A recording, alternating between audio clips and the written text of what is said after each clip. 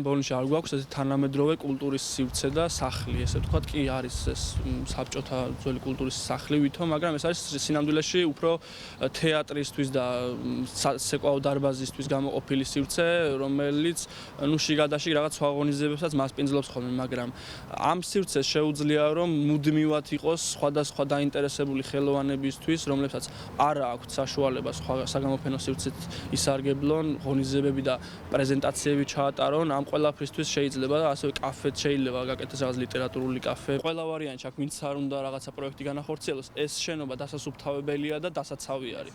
ეხლავე, იმიტომ რომ აქ თუ ჟოლობები არ მოწესრიგდა და შუშები არ ჩაისო და ყველას შეიძლება აქ შესვლა და ახალგაზრდებმა არ ნახეს რომ ამ შენობაზე ვიღაც ზრუნავს, კიდე მოხდება აქ შუშების ჩამტვრევა, როგორც მოხდა უკვე ვანდალურად ნახეთ და ბევრად მეტად დაზიანდება.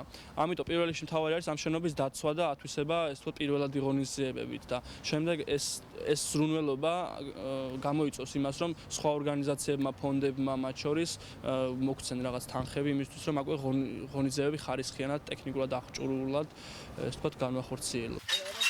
ბოლნისი ჩემთვის რაღაც ახალია, მე 6 თვეა სულ ამ ქალაქთან შეხება მაქვს და მეორედ ვარ ამ ქალაქში. იდეა მომწონს ძალიან, იმიტომ რომ ფიქრობ, კარგი ქალაქია და პერსპექტივა და შანსი რომ გალამაზდეს და განვითარდეს აქვს ამ ქალაქს.